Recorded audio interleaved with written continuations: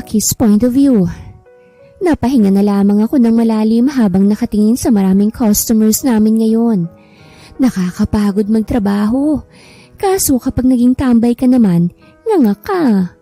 Hindi ko naman alam kung saan tuloy ako lulugar. Pwede bang sa piling na lang niya? Kaso, nilugar na niya ang sarili niya sa iba eh. Maki, table number 5. Napahinto ako sa paghugot sa aking isipan nang sumigaw ang kaibigan kong si Tere. Papunta na! Sigaw kong pabalik bago kumuha ng alak na para sa table number 5. Sa lugar na to, sigawan talagang paraan ng pag-uusap. Sa lakas ba naman ng music, mapapasigaw ka talaga kapag may kinakausap ka. Nagtatrabaho kasi ako sa bar. Bilang waitress ha, hindi bilang babaeng bayaran. Basta ganon. Kay future bebe ko lang isusuko tong batan ko. Order for table number 5. Mahinahong sabi ko bago ilapag ang alak sa table nito.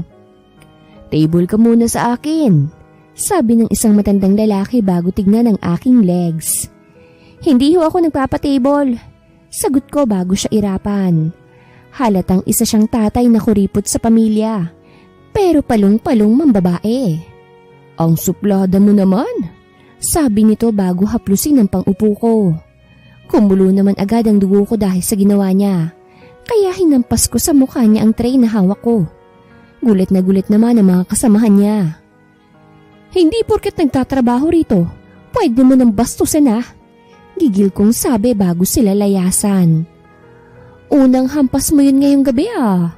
Nakangising sabi ng katrabaho kong si Jana. Makakailang hampas ka kaya? Hindi lang hampas ang magagawa ko kapag may nambastos pa. Sagot ko bago mapahinga ng malalim. Wala sigurong gabi na hindi ako nakakahampas ng tray sa mukha. Hindi naman nagagalit si Mamita, ang boss ko. Proud pa nga ito kapag pumapatol ako sa mga customers na bastos eh. Kasi hindi naman porket sabay nagtatrabaho, karapat dapat ng bastusin. Hindi naman alam ng lahat ng tao ang pinagdadaanan ng mga nagtatrabaho dito. Kaya't manahimik sila. Ipinagpatuloy ko nilang ang trabaho ko at nagpapasalamat ako dahil isa lang talagang nahampas ko ng tray ngayong gabi. Mamita, larga na po ako ah. Paalam ko sa boss ko. Okay, mag-iingat ka ha. Magbaon ka ng tray pa uwi para may panlaban ka. Tugon nito sa kanya kaya't natawa na lamang ako. Kumaway ako kay Mamita bago tuluyang umalis. Hindi na ako sasakay dahil 15 minutes lakaran lang naman ang bahay namin sa bar kung saan ako nagtatrabaho. Habang naglalakad, minamasa-masahe ko ang aking balikat dahil masakit yon. Nag-inat-inat din ako para mabanat ang aking mga buto. Hi miss! Napatigil ako nang may lalaking nagsalita sa gilid ko. Nilingon ko ito habang naglalakad at masasabi kong alam kong may masama agad tong balak. Naka-hoodie ba naman ang itim eh? Sungit naman! Natatawang sabi nito. Gusto ko lang naman itanong kung magpapakama ka ba? Hindi ako interesado. Masungit kong tugon. Arte mo? Sa bar ka naman nagtatrabaho ah. Sagot nito bago hampasin ang pang-upo ko. Nanlaki naman ang mga mata ko at galit siyang nilingon. Bastos ka! Bago ko pa siya masipa, mabilis itong tumakbo. Hindi naman ako nagpatinag at hinabol siya. Hayop na lalaking yun, basag sa akin ang itlog mo kapag naabutang kita. Nakita kong lumiko ito sa isang eskinita kaya't sinundan ko ito. Napatigil ako dahil may dalawang likuan sa eskinita. Hindi ko alam kung saan lumiko yung lalaki. Peste! Inis kong sabi. Nakarinig ako ng kalusko sa kanang bahagi ng likuran ko, kaya't doon ako nagtungo. Napangisi ako nang makitang isang taong nakasuot ng hoodie at nagtatago sa isang gilid. Akala mo makakatakas ka ha? Nilapitan ko ito. Bago pa ito makaharap, sinipa ako na ang kinabukasan nito mula sa likuran. Napahiyaw naman to't napaluhod bago sapuhin ng alaga niya. Bagay sa'yo yan, manyak ka! Galit kong sabi at sinipa pa siya sa braso. Mali ka ng kinanting-lintik ka! Sino ka ba? Galit na tanong nito. Aba, Napaka-inosente ka naman ngayon, ha? Napatawa ako. Mabasag sana yan ng tuluyan para hindi naman dagdagan ng lahi mong manyakis ka. Sisipain ko pa sana ito ulit, pero napatigil ako nang may sumigaw. Sergeant! Sigaw ng isang lalaki. Sergeant? May sergeant bang manyakis? Lumapit sa amin ng lalaki at naaninag kong nakauniforme ito ng pulis. Napaatras naman akong bigla. Tinulungan itong lalaking pulis yung lalaking naka-hoodie. Halos takasan ako ng dugo sa mukha nang makita kong naka-uniforme rin ng pampulis ang lalaking naka-hoodie. Patay na! Bulalas ko. Putik na yan. Basag na yata itong itlog ko eh. Sabi nitong sergeant bago ako balingan ng tingin. Nakita kong mukha nito at masasabi kong masarap siya. Bago pa ito makapagsalitang muli, mabilis na akong nagtatakbong palayo. Naririnig ko pang sigaw nito pero hindi ko na siya pinansin. Ayokong makulong kaya. Habol hininga ako nang makalayo ako sa lugar na yon. Napasandal na lang ako sa pader at napasapo sa dibdib kong malakas ang kabog. Ang galing mo, Maki. Nasipa mo yung armas ng isang pulis. Pagkausap ko sa sarili ko habang nanlulumo. Kasi naman, bakit parehas sila ng ayos ng manyak na hinahabol ko? Lintik talagang manyak na yun. Gugupitin ko talagang itlog nun kapag nagkita kaming dalawa. Tuluyan na akong umuwi dahil baka maabutan pa ako ng pulis na binasagan ko ng armas. Ang lakas ng pagkakasipa ko. Patawad na lang sa future lahi niya. Pagdating ko sa bahay, nadatnan ko agad sa salang isang batang lalaki at batang babae na nakatutok sa TV at nanonood ng Roblox. At bakit gising pa kayo? Sita ko sa kanila. Abay mag-aalauna na. May pasok pa kayong dalawa bukas ah. Suspended klase namin po bukas. Sagot ng batang babae na si Kiera, 5 taong gulang. May meeting daw po si teacher. Sabi naman ng batang lalaki si Kirin, 5 taong gulang din. Kambal silang dalawa at mga kapatid ko sila. Silang kambal na lang ang kasama ko sa buhay. Ang parents kasi namin, sumakabilang mundo na. 6:00 ng hapon ang pasok ko sa bar at 12:00 o higit pa ang uwi ko. Panatag naman akong iwan sila sa bahay dahil may kasama sila. Kaso yung nagbabantay sa kanila, mas nauuna pa yatang matulog. Kahit na, hindi dapat kayo nagpupuyat. Sermon ko sa kanila.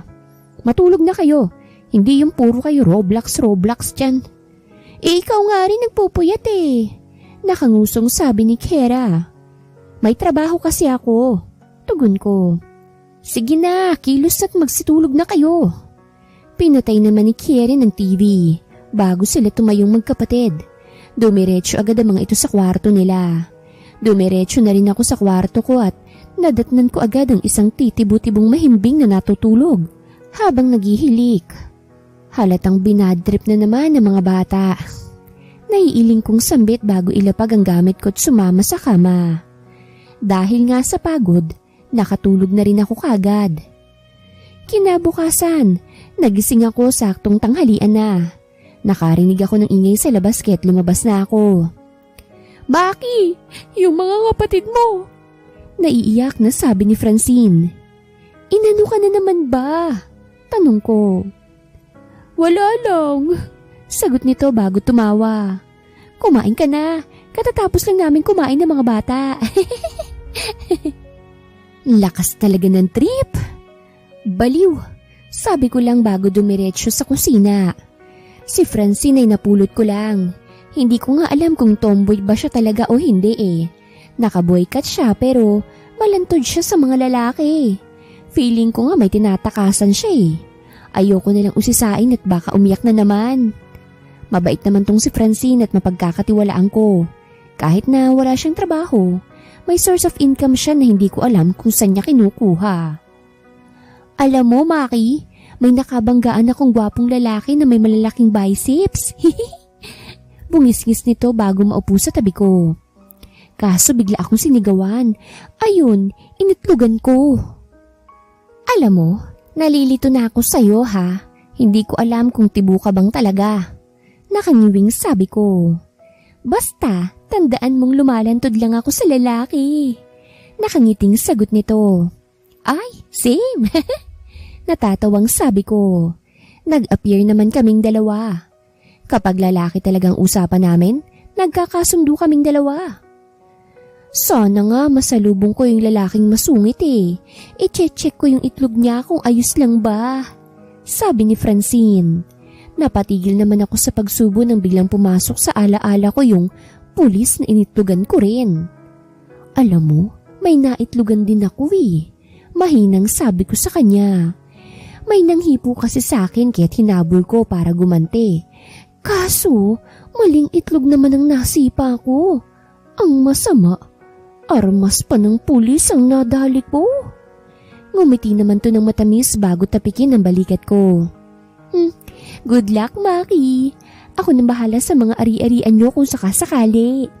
Nakangiting sabi nito. Wala kaming ari-arian, kaya't magtigil ka dyan. Masungit kong sabi sa kanya. Natawa lang ang bruha bago tumayo't lumabas ng kusina. Siguradong mga kapatid ko na naman ang pagtitripan niya. Hinugasan ko ng pinagkainan ko nang matapos ako. Nagtungo ako sa sala at nadatnan ko ang 3 kong alaga. Yung isa damulag lang pala. O, kamusta ang buhay ng mga bossing ko? Tanong ko sa kanila. Ate, may naghahanap sa'yo kaninang pulis. Sabi bigla ni Kiera. Sabi ko na lang hindi kita kilala eh. Bigla naman akong kinabahan. Paano kung natuntun ng mga pulis? Madilim naman kagabi ah. Ate, kriminal ka na po? Tanong ni Kieran. Hala, baka may reward ka po ah. Isusuko ka na namin. Magtigil ka nga, hindi ako kriminal. Masungit kong sabi. Hindi naman krimen ang pagsipa sa armas ng isang pulis ah. Kasalanan din naman niya yun kasi pahudi-hudi pa siya. Good luck na lang sa'yo mamaya. Natatawang sabi ni Francine. Inirapan ko lang siya bago makitabi sa kanila at makinood. Mabilis ngang lumipas ang oras at pasok ka na naman sa trabaho. Pakiramdam ko, hindi pa sapat ang naging pahinga ko. Gusto ko ng isang masayang bakasyon. Kaso, gagawin ko yun kapag may sugar daddy na ako. Sa ngayon, blood sugar pa lang ang meron ako eh. Ingat ka ate, sabi ni Karen. Matulog na kayo ha, sabi ko sa kanila. Kapag naabutan ko kayo mamayang gising, kurot sa akin yung mga singit nyo.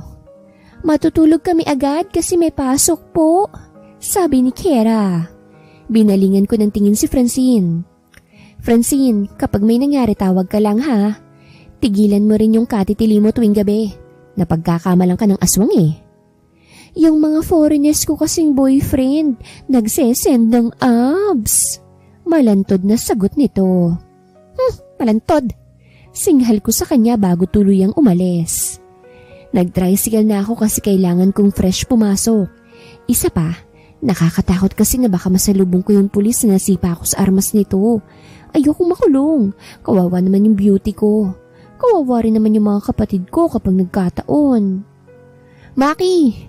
Sinalubong agad ako ni Jana nang makapasok ako sa loob ng bar. Hoy! Nakangiting bati ko sa kanya. Punta ka sa office ni Mamita. May bisita ka roon. Alanganing sabi nito. Kahit nagtataka, tumango na lang ako. Nang makapasok sa loob ng office ni Mamita, napaatras akong bigla nang makita kung sinong kasama ni Mamita sa office. Putik na yan, yung pulis na munti ko nang masirain ang kinabukasan. Nakita rin kita, nakangising sabi ng lalaking pulis. Kinakabahang napatawa naman ako. Maki, kausapin mo na muna yan, sabi ni Mamita. Please lang ha, amuhin mo at baka mapasara itong negosyo ko. Bago pa ako makapagsalita, mabilis nang lumabas si Mamita at isinarado ang pinto. Nakangusong napasiksik naman ako sa isang gilid habang nakatingin sa lalaking pulis na nakatingin sa akin at mukhang pikon.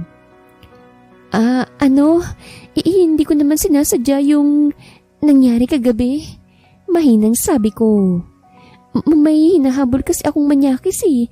Tapos, magkamukha yung suot ninyo kaya't akala ko ikaw siya. Alam mo bang dahil sa maling akala mo, magdamag na kababad tong kaibigan ko sa malamig na tubig? Tigil na sabi nito bago tumayo. Nangamatis tong dalawang bilog kong bibi. Pati yung talong ko naging kulay kamatis na.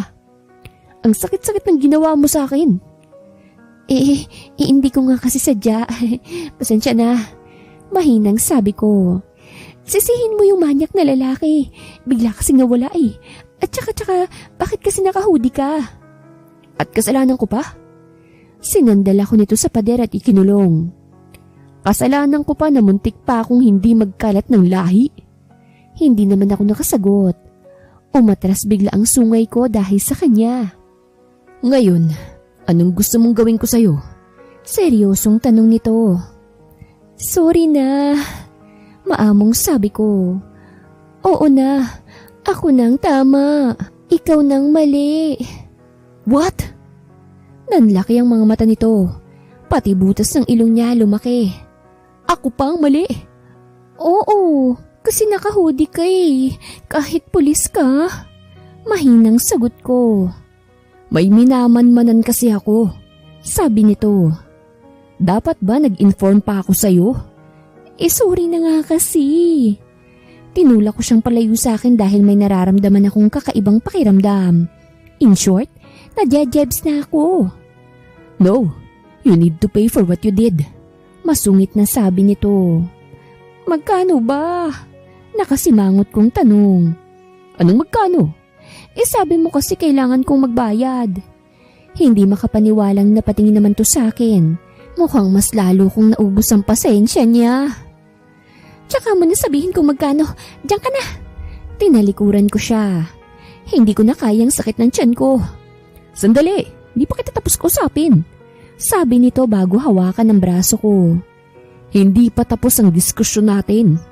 Tsaka na nga, may gagawin lang ako. No, mas importante to. Nadjejebs na ako! Buong lakas kong sigaw. Nagulat naman to bago dahang-dahang bitawan. Mabilis naman akong tumakbong palabas at dumiretso na sa banyo. Kainis? May chance na ngang makulong. Sumama pa ang tiyan ko. Malas yatang araw ko ngayon ah. Anton's point of view. Sergeant, magapa ba si best friend mo? Napatingin ako kay Officer Ramos dahil sa tanong nito. Hindi na, sagot ko. Nakakahinga na siya ng maluwag at nakakabuga na ng maayos. Si Officer Ramos ay ang parang partner ko na. Siyang nakasaksi kung papaanong muntik madurog ang best friend ko dahil sa babaeng napagkamalan akong manyakis. Kamusta naman po yung pakikipag-usap niyo dun sa babaeng nakasipa kay best friend mo? Usisa nito. Maganda siya. Sa halip ay sagot ko. Kaso attitude. Kasalanan ko raw kung bakit niya muntik mabasag si best friend. Natawa naman to. Mukhang nakahanap ka na ng katapat mo, Sergeant ah. Ay, di ako papayag. Hindi ako magiging under. Sabi ko, pulis tayo. Hindi dapat tayo nagpapa-under sa mga babae. Dapat tayo ang batas. Tama yun. Pagsang-ayon nito sa akin. Tama naman. Ang mga pulis dapat ay hindi under sa magiging asawa nila. Sayang ranggo kung ganun. Kinagabihan nga, rumonda na naman kami ni Ramos. Sinusubukan din kasi naming hulihin yung manyak na hinahabol ni Maki, yung babaeng muntik na makapisak kay BFF ko. Sinubukan din naming hulihin ang lintik na notorious killer ng mga babae. Ang dami na kasing biktima ng lalaking yun. Sergeant, ayun yung babaeng muntik makapisak kay best friend mo. Ininuso ni Ramos ang isang direksyon. Nakita ko naman si Maki. Kahit madilim, alam kong siya yun. May kausap tong lalaki sa labas ng barat. Mukhang piko na si Maki. Lapitan natin, sabi ko kay Ramos. Lumapit naman kami sa direksyon nila Maki. Sumama ka na sa akin. Babayaran naman kita ng triple ah. Sabi ng lalaki kay Maki. Makulit ka ba? Waitress nga ako dito. Inis na sagot ni Maki. Pwede ba? Ayokong makahampas ng tray ngayon ah, kahit umuwi ka na lang. Wow, ganyan ka na ah. Parang hindi tayo nagmahalan ah. Sabi ng lalaki. Aba, Maki, ang arte mo na ngayon ah. Anong gusto mo? Ikalat ko yung mga nudes mong pasimple kong kinukunan habang naliligo ka sa banyo? Akmang sasabat ako pero natigilan kami ni Ramos nang walang awang sipain ni Maki ang kaibigan ng lalaki. Hindi pa ito nakontento. Sinuntok niya pa yung lalaki sa muka. Alam mo kung bakit kita iniwan at hindi ako bumuka ka sa'yo? Dahil siraulo ka. Wala kang kwenta. Galit na singhal ni Maki sa lalaki. Ikakalit mo yung nudes ko? Huwag yun. Baka pangit ako doon. Sesendang kita ng bago. Yung mas sexy ako.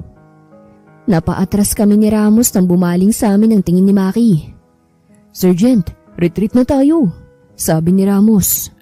Halimaw palang magalit yan eh. Kayo, may mga problema ba kayo? Tanong ni Maki. Mabilis naman kaming napailing ni Ramos. Huhulihin lang namin yung lalaki. Mahinang sabi ko. Kasasabi ko lang na hindi ako magpapa-under kaso kung ganito ba naman ang babae, titiklop ka talaga eh. Oo, ikulong niyo yung lintik na yan. Inis na sabi ni Maki. Huwag niyong palalayain o kaya isalvage niyo na. Hindi ako magsusumbong. Ang brutal. Bawal yun. Mahinang sabi ko. Ikukulong na lang namin siya. Sige, salamat. Padabog itong pumasok sa loob ng bar. Nagkatingin na naman kami ni Ramos. Damputin mo na at dalhin sa presinto. Utos ko kay Ramos. Akala ko ba matapang dapat tayo? Tanong ni Ramos bago damputin yung lalaking namimilipit pa rin sa sakit. Gusto mo pa bang maging matapang kapag ganun yung babae? Balik kong tanong. Mabilis namang umiling si Ramos. O yun naman pala damputin mo na yan at ikaw nang bahala sa kanya. Tumango naman to bago damputin yung lalaki. Napahinga naman ako ng malalim bago pumasok sa loob ng bar. Baka isipin yung gusto kong pormahan si Maki ah. Hindi kaya? Medyo lang. Oh, anong ginagawa mo rito? Si Maki agad ang sumalubong sa akin na makapasok ako sa loob. Hindi ka pa rin ba nakakapag-move on dun sa ginawa ko sa'yo? May problema ka pa ba? Wala po. Tiklop kong sagot. Gusto ko lang mag-inom. Magpapalipas muna ako habang hinihintay ko yung kasama ko. Tumango naman to bago ituro ang isang lamesang nasa gilid at hindi crowded. Doon ka, sabi nito. Tumango naman ako't doon na upo. Wala akong balak na uminom. Mapapatay ako ni General kapag nalaman niyang uminom ako habang naka-duty. Nakaupo lamang ako doon at behave na behave hanggang sa dumating si Maki. May dala itong kape at sandwich. Baka isipin mo type kita ha. Si Mamitang nagpapabigay niyan. Sabi nito. Alam daw kasi niyang hindi ka iinom kaya't binigyan ka na lang niya ng kape at sandwich. Thank you. Nakangiting sabi ko. Pasensya na rin sa abala ko sa'yo. Okay lang, wala naman akong gaano ginagawa dahil konti lang yung mga customer. Naupo ito sa kaharap kong upuan. Pasensya na pala sa naabutan niyo kanina sa labas ha.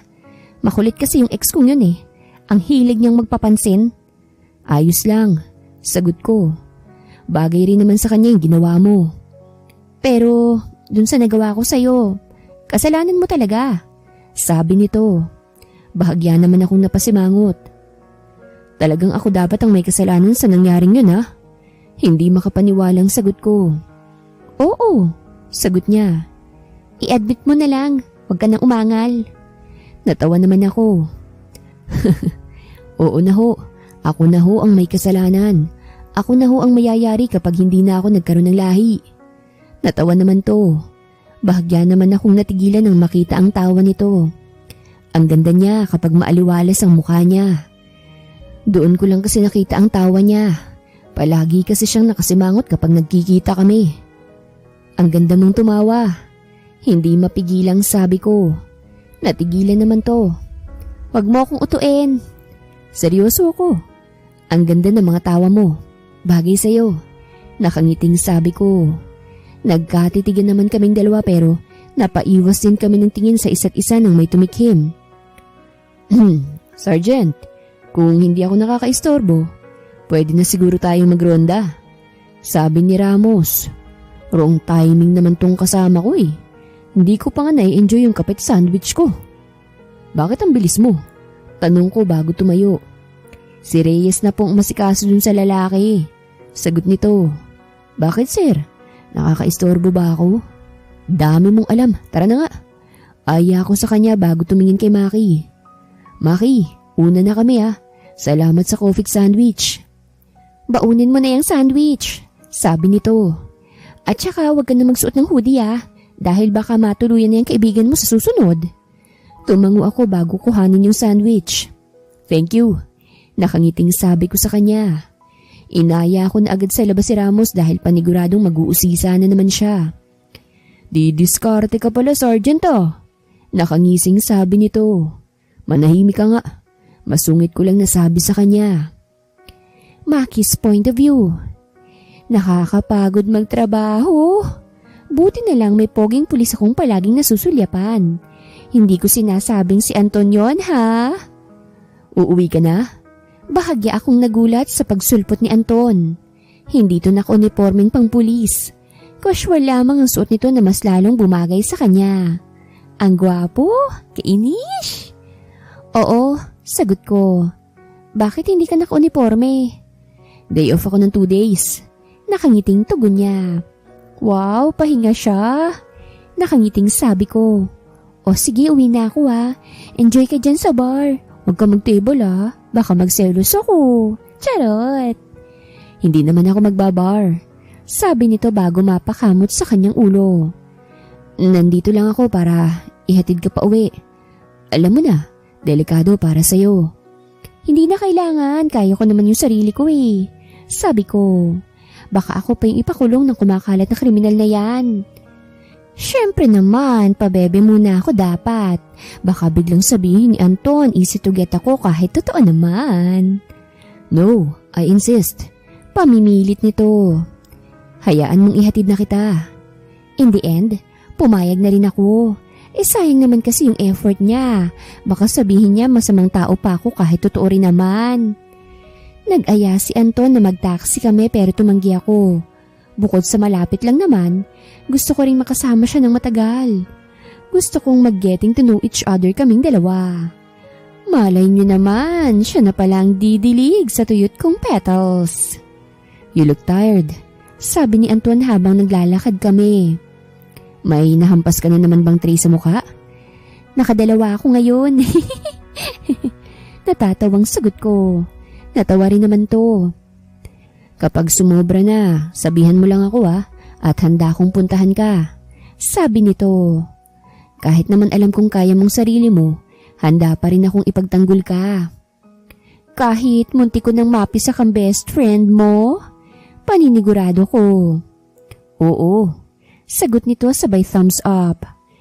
Feeling ko, para kami mga high school na nagliligawan. Grabe naman kasi yung karisma nitong si Anton. Ang lakas ng dating niya. Parang putok ng katrabaho ko. Ilang sandali nga lamang ay nakarating na kami ni Anton sa tapat ng bahay namin. Huminto ako at hinarap si Anton. Dito na ako, sabi ko. Soft girl ang atake ko ngayon. Salamat sa paghatid mo, Anton. Anytime.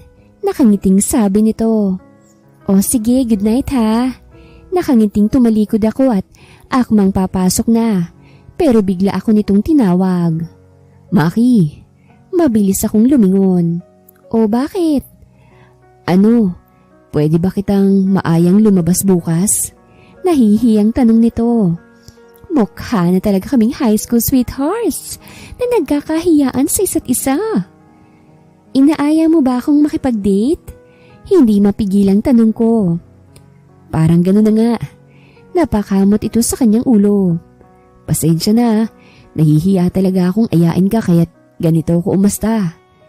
Hapon pa naman ang pasok ko kaya pwede naman tayong lumabas. Nakangiting sabi ko. Talaga? Kumislap ang mga mata nito na parang Christmas lights. Susunduin kita bukas Oo, tugon ko. O sige, good night. Baka mapuyat ka pa. Nakangiting sabi nito. Salamat sa ngayong araw. Ngumiti lang ako bago pumasok sa loob ng gate.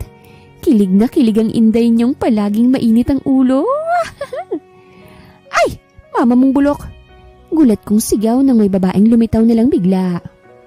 Nataranta pa ako dahil hindi ko ito nakilala. Kainis kasi. May lumpia wrapper ba naman sa mukha? Ano ba? Inis kong sabi kay Francine. Bigla-bigla kang sumusulpot. At saka ano ba yung nasa mukha mo? Bakit may lumpia wrapper ka pa sa mukha mo? Tanga, anong lumpia wrapper? Mask ito para ma-moisturize ang mukha mo.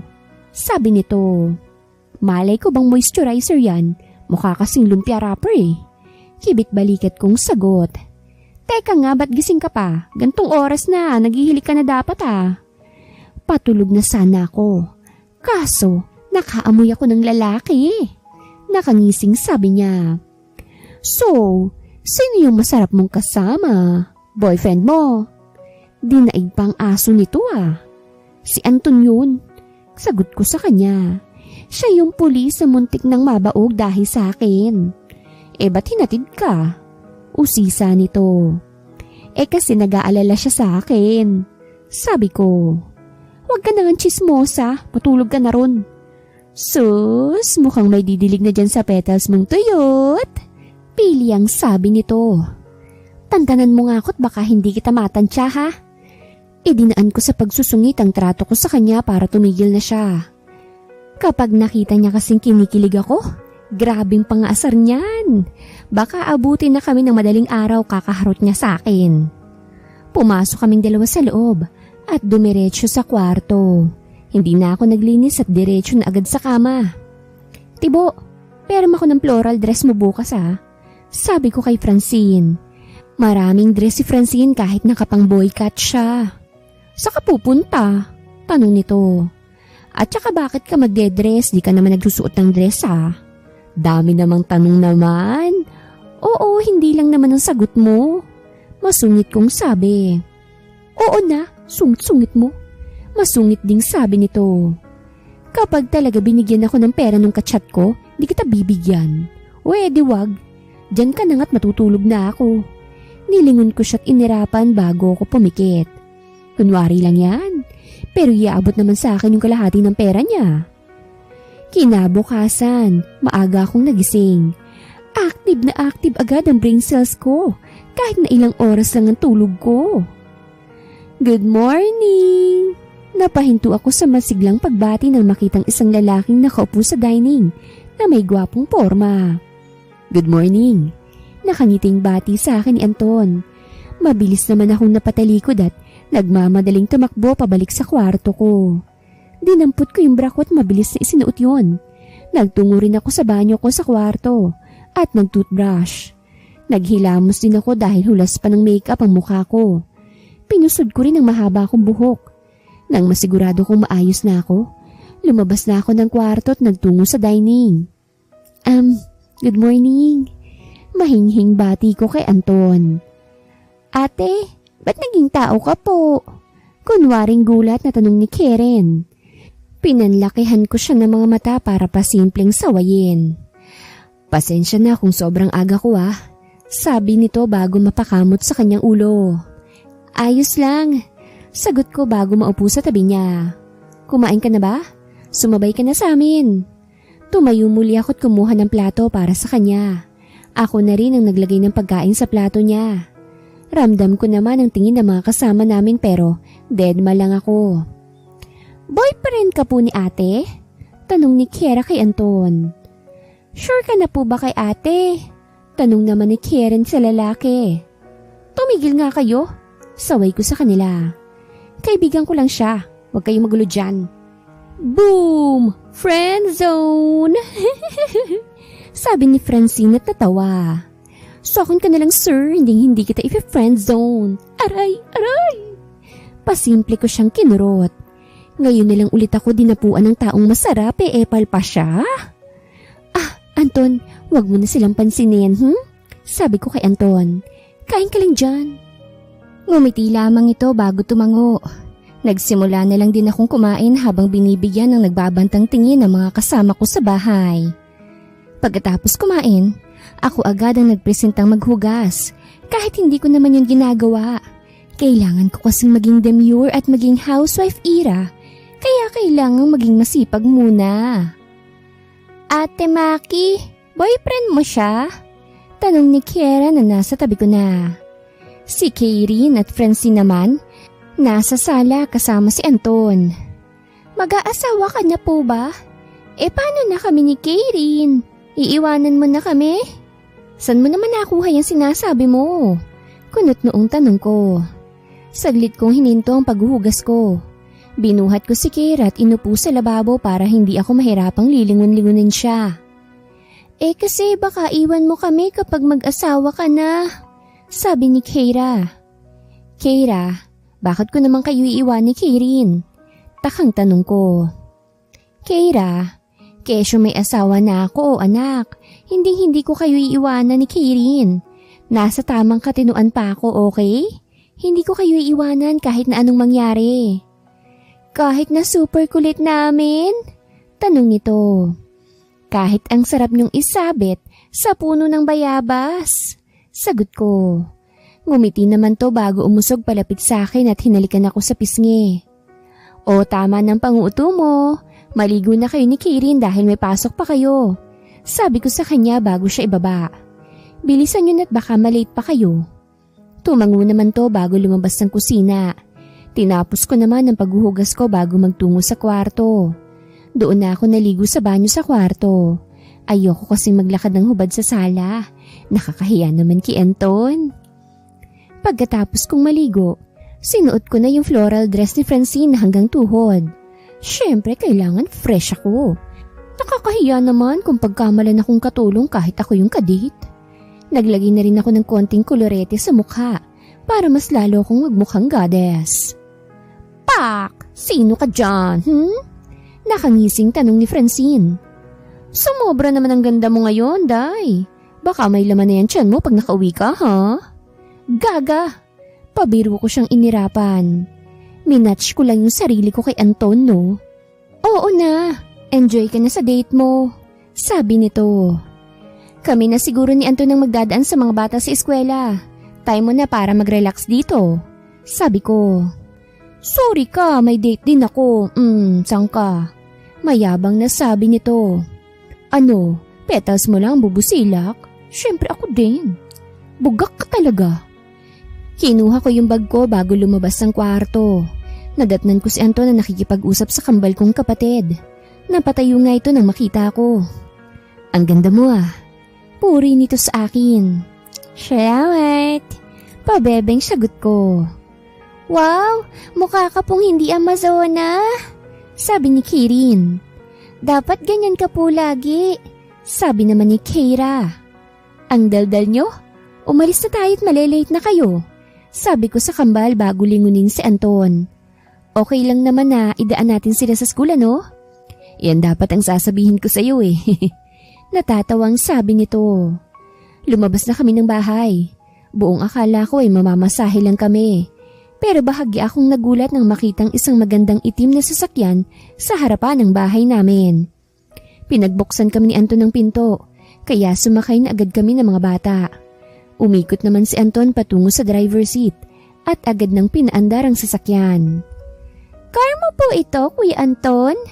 Tanong ni Karen na nasa backseat katabi si Kira. Alam kong gusto niyang tumayo pero hindi niya magawa dahil naka-seatbelt siya. Yes, car ko ito, sagot ni Anton bago lumingon sa akin. Pasensya na kung naglakad tayo kagabi ah. Kakakuha ko lang kasi nito ngayon sa pagawaan. Okay lang, na-enjoy ko naman yung paglalakad natin eh. Nakangiting sabi ko. Ilang sandali lang ay huminto ang sasakyan sa tapat ng school ng kambal. Pareho kaming bumaba ni Anton para tulungang makababa ang kambal. Dating gawe ah, huwag kayong uuwi hanggat wala si Ate Francine, sabi ko sa kambal. Bahala kayong makuha ng nangunguhang bata kapag umuwi kayo nang wala si Ate Francine. Opo, sagot ng dalawa. Ngumiti ako bago sila halikan sa pisngi. Nang makapasok sila, umalis na kami ni Anton at nagtungo na sa mall. Halos matagal-tagal na rin ang huling pagpunta ko sa mall. Sa bahay at trabaho na lang kasi umiikot ang mundo ko. Punta tayong arcade. Pag-aaya ko kay Anton. Gusto kong maranasang maging bata ulit. Tutal, baby naman niya ako eh. Okay, nakangiting sabi nito. Naglakad kaming dalawa at hinanap ang arcade. Habang naglalakad, palapit kami ng palapit sa isa't isa. Hanggang sa magtagpo ang kamay naming dalawa. Nagkakahiyaan kaming naglalakad habang magkahawak ang kamay naming dalawa. Nang makarating sa arcade, holding hands pa rin kami habang bumibili ng token. Naghiwalay lang kami nang magsimula kaming maglaro. Basketball tayo, aya sa akin ni Anton. Kapag nanalo ko, kiss mo ko ah. Paano kapag natalo ka? Tanong ko. Di, ikikis kita. Malokong sagot nito. Natawa lamang ako bago nagsimulang maglaro. Naglaban kami ni Anton at sa huli, siyang nanalo. Paano ba yan? Panalo ko. Mayabang na sabi nito. Nakangiting lumapit naman ako sa kanya. Tumingkayad ako para halikan siya pero hindi natuloy nang may biglang sumigaw. Sergeant! Sabay kaming napalingon ni Anton sa sumigaw. Bumungad sa amin ang partner niya. Kung hindi ako nagkakamali, tinatawag itong Ramos ni Anton. Jet! Madiing sabi ni Anton. Mukhang napikon siya dahil nabitin siya. Sergeant, akala ko ba magpapahinga ka? Tanong nito. Di mo naman ako in-inform na ito palang mall ang bahay mo. Ano bang ginagawa mo rito? Tanong ni Anton sa kanya.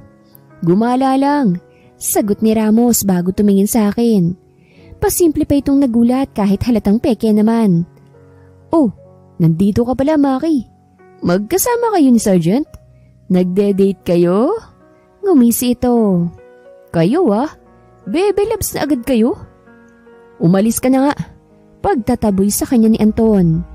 Dun ka nga sa far away. Masyado kang istorbo. Yun oh, dating sila. Tumatawang sabi ni Ramos. Inakbayan naman to ni Anton. Pasakal na pagkakaakbay. Sinubukan niyang hilahin si Ramos palayo pero lumalaban ng lalaki. Help me! Maki, help me! Parang batang sabi ni Ramos. Napatawa na lamang ako habang nakatingin sa dalawang parang batang nagbabardagulan. Ang kukulit! Anton's point of view. Para akong tangang kinikilig habang nakatingin sa picture namin ni Maki na wallpaper ko sa cellphone. Kuha to nung nag-date kaming dalawa. Sergeant, iba na yung ngiti mo ah, sabi ni Ramos. Magiging best man mo na ba ako sa kasal mo? Sira, naiiling ko lang nasabi. Pumunta ka na sa lamesa mo at gumawa ka ng report. Mamaya roronda na ulit tayo. Sakto rin at may natanggap na akong report tungkol dun sa gumagalang manyakis at killer. Yun, mahuhuli na rin sa wakas ang lintik na yun. Nakangiting sabi nito. Bumalik na nga ito sa lamesa niya para tapusin yung report na ipinagagawa ni General. Itinabi ko naman ang cellphone ko at sinimula na rin gumawa ng reports. Nang sumapit nga ang 6:00 ng gabi, umalis na kami ni Ramos office at nagtungo na dun sa nirorondahan naming kalsada.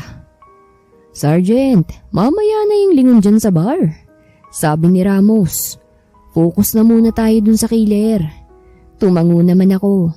Binigyan ko muna ng isang sulyap yung bar bago ko sundan si Ramos na lumiko sa iskinita. Kinatagpo namin yung spy kong inupahan. Itinuro nito yung kinaroroonan ng lalaking matagal na namin gustong hulihin. Ramos, tumawag ka ng backup, sabi ko habang nakatingin sa tinutuluyan ng lalaking killer. Papasok ako sa loob. Sumunod ka kapag may narinig kang kalabog. Tumango ito kaya't maingat akong naglakad papalapit sa bahay. Kinuha ko ang baril ko at unti-unting lumapit sa may pintuan. Huminga ako ng malalim bago sipain yung pinto at pumasok. Tulong po! Nakita kong isang babaeng dinadaganan ng isang lalaki. Napatigil naman ng lalaki at akmang kukuha ng baril pero agad kong sinipa ang kamay nito. Itaas mong kamay mo! Sabi ko sa kanya. Napamura naman to bago dahan-dahang itaas ang kanyang mga kamay. Sergeant, ano nangyari? Tanong ni Ramos. Ramos, kunin mo yung babae. Sabi ko sa kanya. Lumabas na kayo, bilis! Kinuha naman itong babae. Bahagyang nawalang atensyon ko sa lalaki kaya't mabilis itong sinipa ang kamay ko. Kaya nabitawan kong baril. Akmang tatakbo ito pero agad ko siyang hinablot at sinipa sa tiyan. Mabilis naman tong tumayot gumanti ng suntok. Putik, ba't ang gwapo ko pang mukha? Singhal ko sa kanya. Dumampot ito ng kutsilyo at iwinasiwa sa akin. Eksperto ko yung iniwasan pero tinamaan pa rin ako sa braso at tagiliran. Mas malala sa tagiliran dahil bumaon ng bahagya ang kutsilyo. Matigas kang Mokong ka. Hinampas ko ang batok nito. Bagsak si Mokong pero bagsak din ako. At habol hininga habang sapo ang tagiliran ko. Pumasok naman sila Ramos. Kasunod ang mga kasamahan namin. Damputin niyo si Mokong. Sabi ko bago ituro yung lalaking walang malay. Sergeant, kaya pa ba? Tanong ni Ramos. Tumango naman ako bago tumayo sapo ang aking tagiliran. Kaya pa. Tugon ko bago lumapit sa kanya dahil nakaramdam ako ng hilo. Nasa labas ng ambulansya. Alika na, baka matuluyan ka pa. Sabi nito. Lumabas kaming dalawa dun sa bahay. Sinalubong naman kami agad ng mga medik. Ako na mismo ang humiga dun sa stretcher dahil nahihilo na ako talaga. Huwag kang matetegi ha. Kawawa naman si Maki. Sabi ni Ramos. Sasagutin ko na sana siya pero napatigil ako nang tumunog ang cellphone ko. Agad ko namang kinuha yun at sinagot ang tawag. Sergeant Anton Villamor speaking. Sabi ko. Anton, si Francine to. Pwede bang pumunta ka sa bahay? Yung tarantadong ex ni Maki nagwawala rito. Nasaktan na yung mga bata. Tarantang sabi nito. Hinaharap ni Maki yung ex niya kaso nag-aalala na ako Yung bebe ko kasi, papunta pa lang din. Mabilis kong ibinaba ang tawag at bumaba sa stretcher na ikinagulat ng lahat. Ramos, sa bahay tayo ni Maki. Sabi ko sa kanya. Ha? Teka, may saksak ka pa. Huwag ka nang madaldal. Hiniram ko yung isang police car at agad din drive patungo sa bahay ni Maki. Hindi ko alintana ang tagiliran ko kahit kumikirot na at pakiramdam ko mauubusan na ng dugo. Nang makarating sa bahay ni Maki, natanaw ko agad ang isang lalaking sinisipa si Maki na nasa kalsada. Hoy! Sigaw ko sa kanya. Anong ginagawa mo? Tinulak ko siya bago alalayang makatayo si Maki. Nakita kong may pasa ito sa gilid ng labi at may kalmot ito sa mukha. Kung hindi ako pulis, sabog na ang mukha ng ex niya. Naandyan na palang hero mong pulis nagpakulong sa akin Sabi ng ex ni Maki. Oh, ba't nakalaya ka? Tanong ni Ramos sa lalaki. Politiko ang daddy ko, kaya hindi niyo ako maikukulong. Mayabang at nangingiting sabi nito. Ah, ganun ba? Kumuha ng posa si Ramos at pinusasan to. Tignan ko lang kung makalaya ka pa ulit na kumag ka. Bitawan mo ko! Galit na sabi nito at pilit nagpupumiglas. Suntukin mo, sabi ko kay Maki. Suntukin mo at kami ang bahala. Ngumiti naman to bago paputukin ang kamao niya. Bumuelo ito at malakas na sinuntok ang ex niya. Parehas naman kaming napangibi ni Ramos dahil sure kaming masakit yun. Ramos, ikaw nang bahala sa kanya. Sabi ko. Sergeant, paano ka? Alanganing tanong nito. Kaya ko. Tugon ko lang.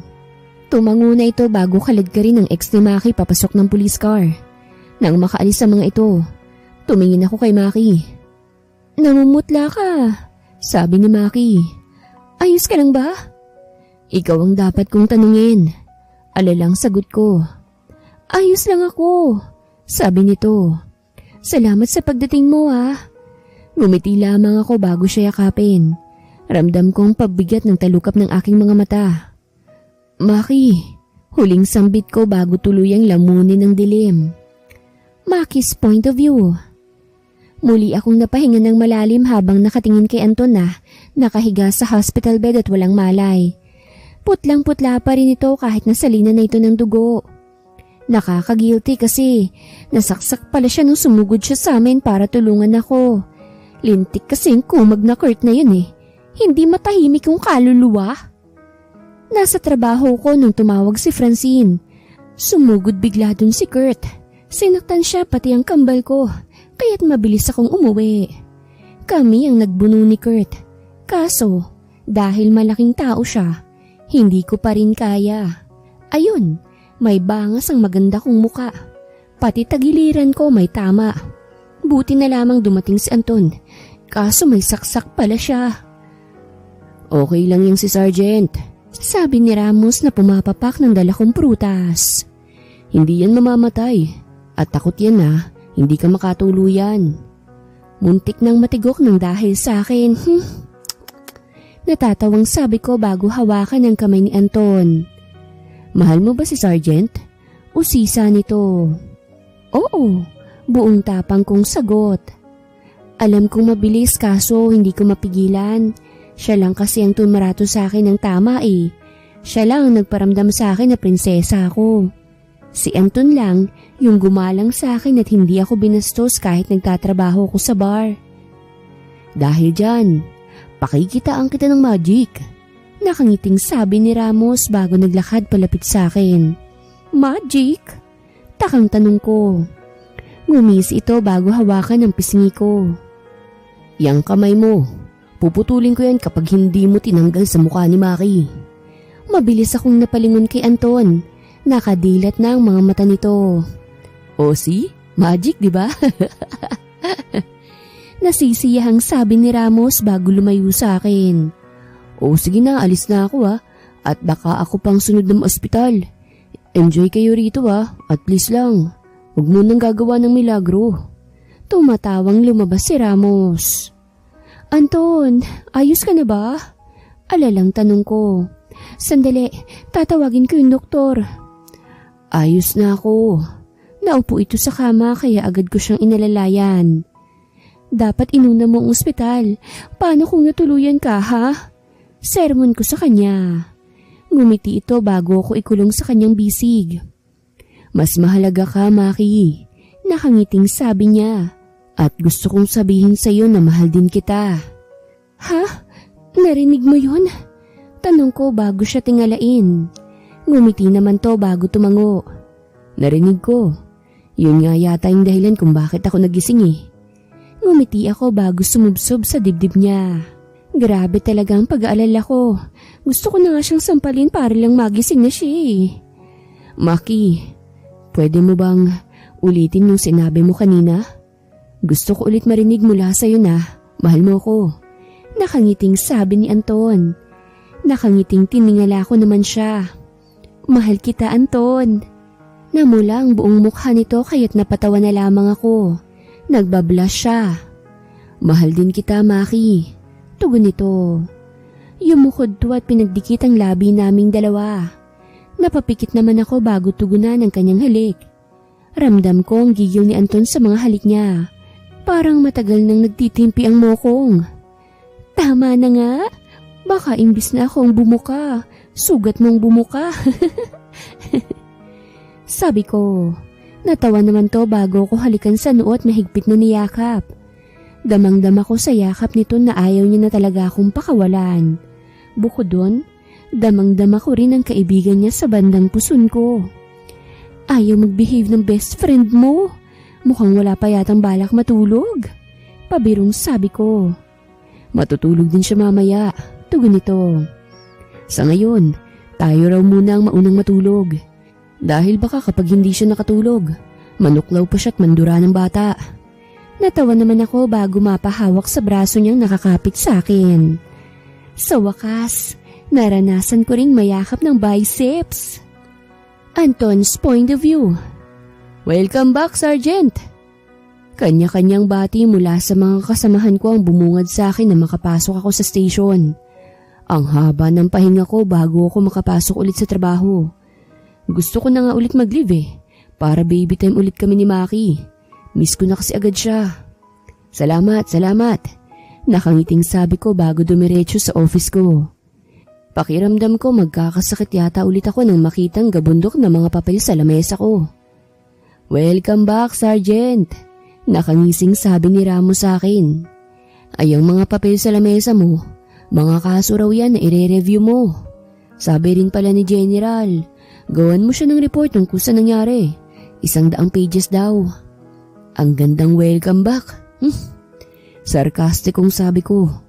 Ang saya. Congrats, Sergeant. Tumatawang sabi ni Ramos. Kaya pinukulan ko siya ng matalim na tingin. Joke lang. Galit agad eh. Lumapit ako sa lamesa ko at kinuha yung kalahati ng gabundok na papel. Lumapit ako kay Ramos at ibinigay sa kanya yun. Magkaibigan tayo, kaya tulungan mo ko. Sabi ko sa kanya, Sergeant naman may ginagawa rin ako. Tutulungan mo ko o tutulungan mo ko? Napasimangot naman to bago kuhanin yung mga papel at padabog na lumabas ng office ko. Napatawat na pailing naman ako bago isaradong pinto ng office ko.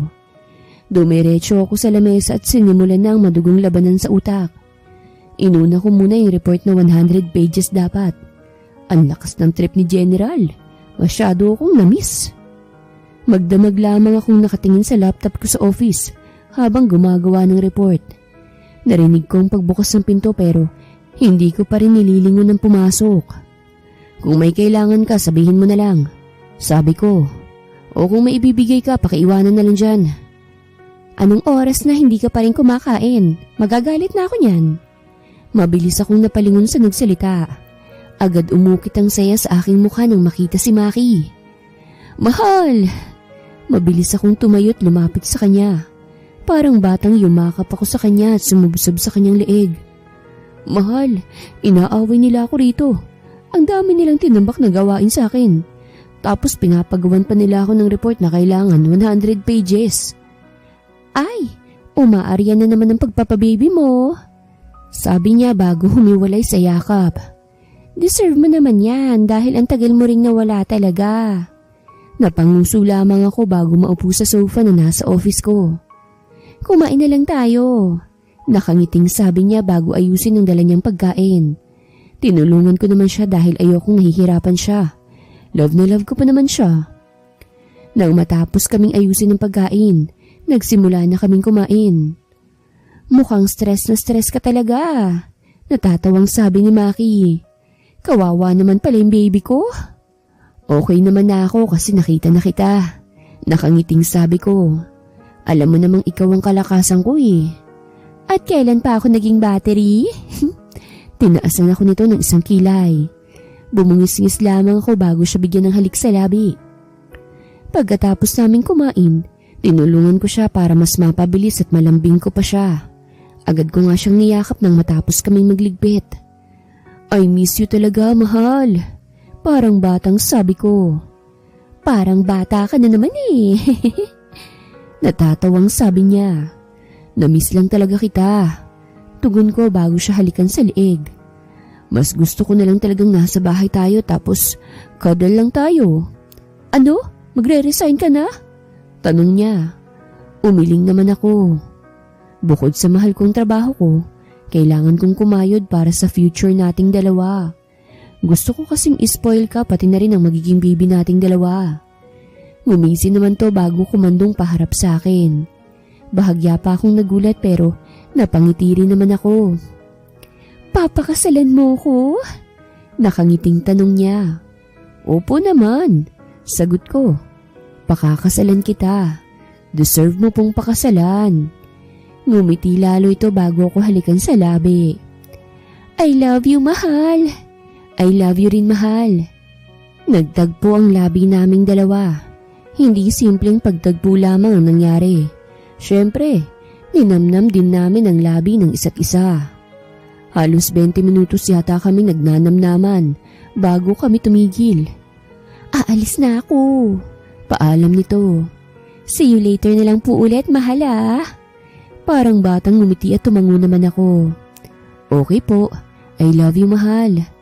Natawa naman to bago ko halikan sa pisngi at tumango. Konting landian pang naganap sa aming dalawa bago siya tuluyang umalis.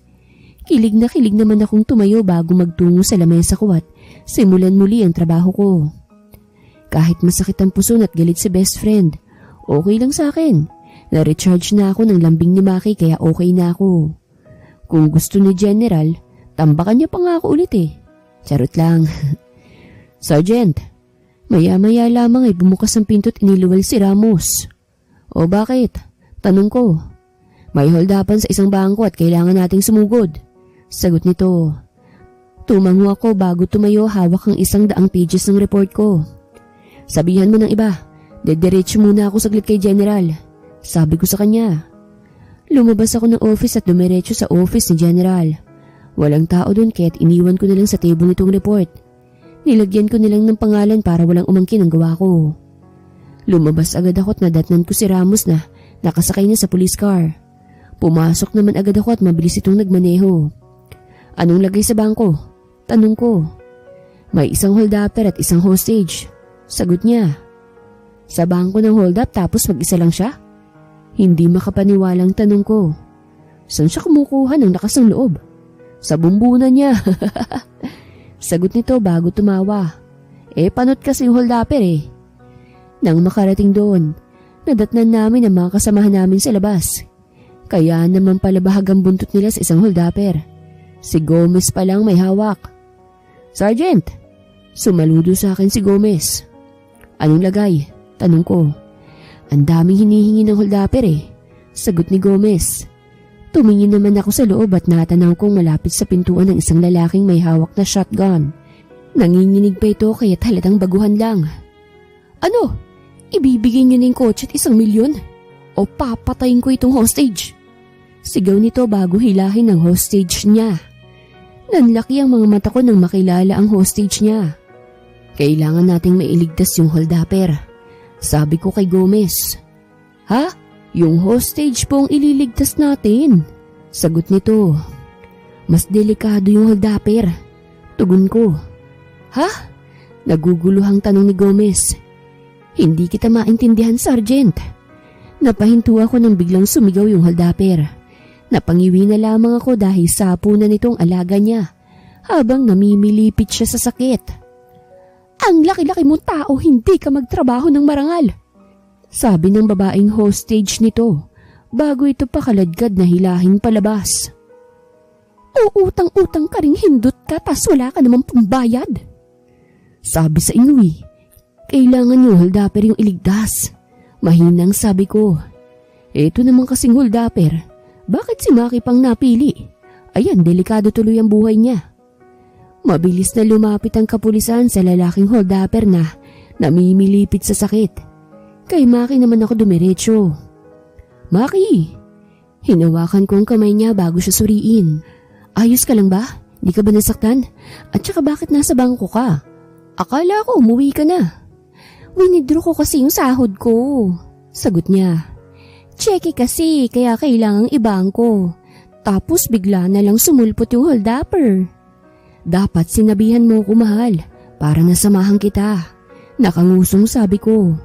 Natawa naman to. Okay lang ako. Mukhang dun kayo dapat sa holdapper nag-alala at mukhang kawawa na siya. Deserve naman niyang pamatay mong kick. Natatawang tugon ko bago siya hapitin sa bewang. Sergeant, mukhang dapat sa trabaho muna tayo mag-focus. Sabat ni Ramos. Mamaya nang lambingan yun ni Maki. Napalingon ako sa paligid at nakatingin sa amin ang mga kasamahan kong pulis. Isa-isa ko namang inirapan to bago ihinto ang aking tingin kay Maki.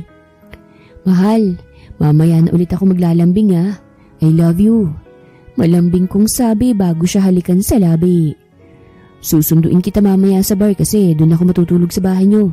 Tabi ulit tayo. Oo na. Nakangiting sabi nito. Masyado mong pinapahalatang tiklop na tiklop ka sa akin. Bumitaw to sa akin. Wala na. Masakit na naman ang aking puson. Mangungulila na naman ako sa babaeng mahal ko. Bye mahal. Ingat ka sa pag-uwi Sabi ko bago siya kawayan. I love you so much. I love you. Paawat na. Tama na yan. Sabi ni Ramos bago ako hilahin. Nakasakay na sa tricycle ang mahal mo kaya tama nang kakasigaw. Hindi mo ako maiintindihan. Palibasa walang nagmamahal sa'yo. Masungit kong sabi bago siya irapan. Kahit masakit sa dibdib, trabaho muna ang kailangan kong pagtuunan ng pansin para sa future namin ni Maki. Kailangan kong maging responsableng asawa. Maki's point of view. Hindi ko alam kung sasaya ba akong nakilala ko si Anton o mapipikon ako. Minsan kasi ang sarap na lang niyang ihampas sa pader dahil sa pagiging OA niya. Mahal, galit ka pa ba? Malambing na tanong sa akin ni Anton. Nagalit kasi ako sa kanya dahil pinagsilosan niya yung isang bouncer sa bar na kausap at katawanan ko. Diyos mio kung alam niya lang, siya yung type ng bouncer. Alam kong kasalanan ko rin naman kaso nakakainis si Anton, pero nag-guilty rin ako dahil nakipaghiwalay ako sa kanyang bigla. Kahit sinabi kong maghiwalay kami, sinusuyo pa rin ako ni Anton. Feeling ko tuloy ang immature ko. Iyak din ako ng iyak nung sinabi ko yon. Hindi ko kasi kayang mawala si Anton sa buhay ko. Mahal. Nakahiga ako't nakatalikod sa kanya. Naramdaman ko ang paghaplos nito sa aking buhok. Mahal, sorry na po. Hindi na ako magagalit ulit. Sorry na. Narinig kong paghikbi nito kaya't dahan-dahan ko siyang nilingon. Hindi ko maiwasang maging emosyonal nang makitang mga luha niya. Mahal, ayokong maghiwalay tayo. Sorry na. Umiiyak na sabi nito. Sorry na rin. Tugon ko. Sorry na kung nagalit ako. Humigato sa tabi ko at yumakap sa akin. Sinubsob niya ang kanyang mukha sa leeg ko. Kasalanan ko naman kasi. Nasigawan kita. Tugon nito. Sorry na po. Hindi ko na uulitin. Sorry na, promise, hindi ko na uulitin. Ayokong iwanan mo ko, mahal. Ayoko. Nabigla lang ako kaya nasabi ko yun. Hindi ko rin naman kayang mawala ka sa buhay ko eh. Sabi ko bago haplusin ang kanyang likod. Sorry na rin ha. Hindi mo rin naman kailangang magselos kasi ikaw ang mahal ko.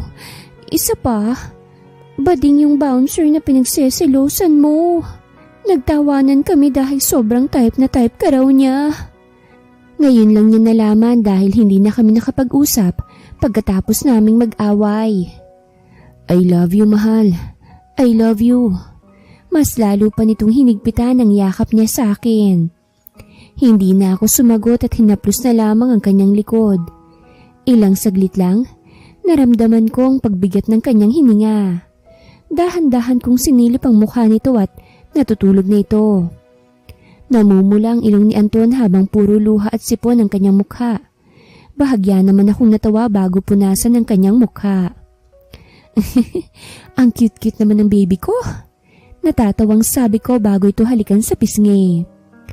Gusto kong bumawi sa kanya kaya't ipagluluto ko siya. Maingat akong bumangon at una nang ipinayakap ko sa kanya. Lumabas ako ng kwarto at bumungad sa akin ang kambal kong kapatid na masama ang tingin sa akin. Nipaiyak mo si Kuya Anton. Masungit na sabi ni Kiera sa akin. Kawawa si Kuya Anton. Sabi ni Kairin. Oo na, sorry na. Natatawang sabi ko. Tulungan niyo na lang ako magluto para kay Kuya Antonio, okay? Nakangusong tumango naman ang dalawa bago mauna sa kusina. Nung una nagsiselos pa sila kay Anton. Tapos ngayon, mas gusto na nila si Anton kesa sa akin. Naisipan kong pork steak ang iluto at saka adobong ampalaya. Ewan ko pero gusto ko ng adobong ampalaya. Ate, adobong ampalaya? Nakangiwing tanong ni Kiera. Ayos ka lang po ba? Walang basagan ng trip. Tugon ko. Parang masusuka lamang ang itsura nito pero hindi ko na siya pinansin. Alam kong nakakasuka naman talaga ang cravings ko. Kaso, ito talagang hinahanap-hanap ko.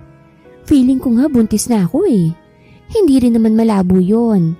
Palagi ba naman kaming magbakbakan ni Anton eh?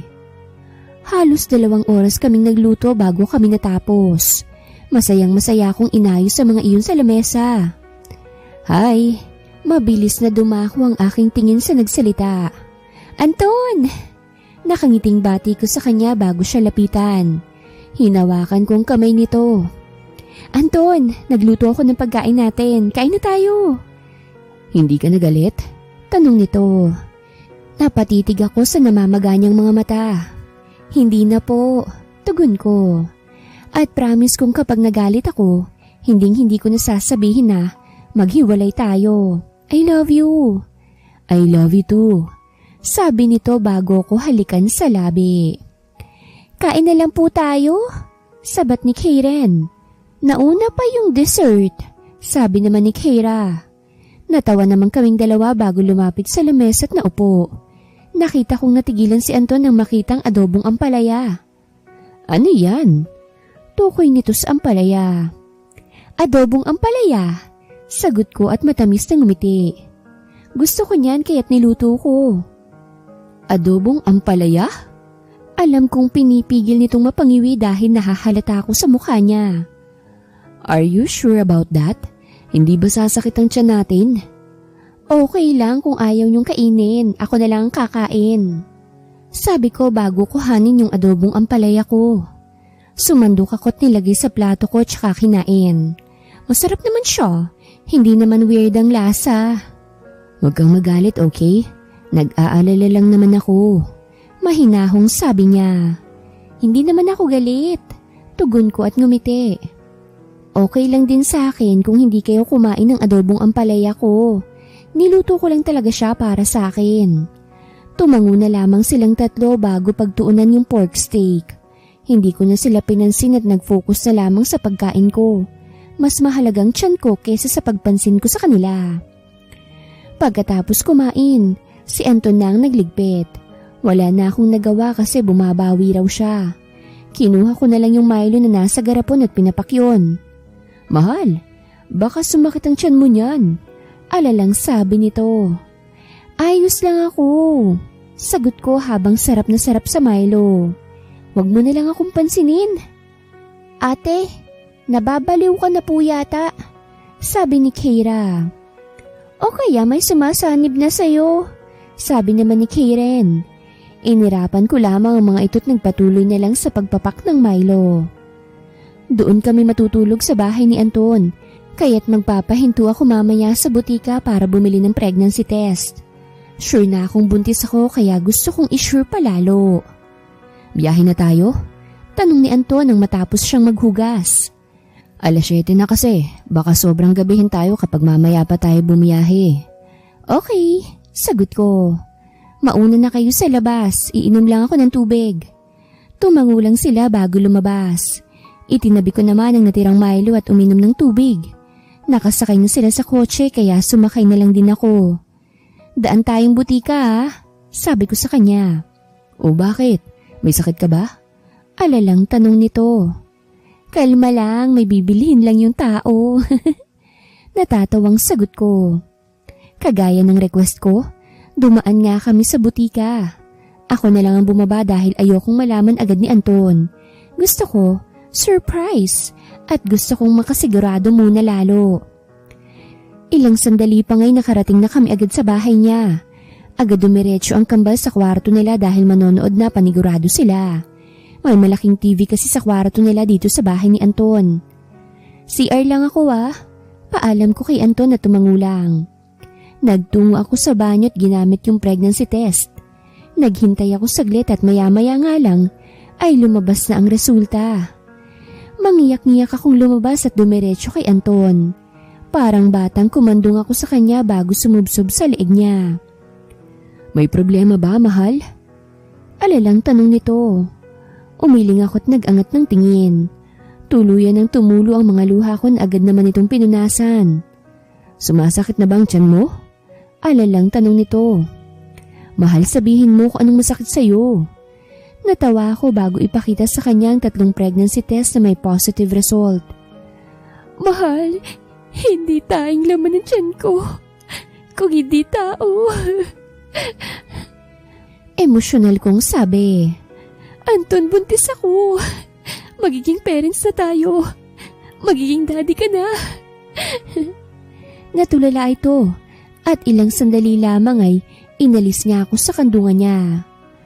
Lumabas to at doon nagsisigaw. Natawa naman ako dahil sa inasta nito. Hoy! Magpatulog ka nga!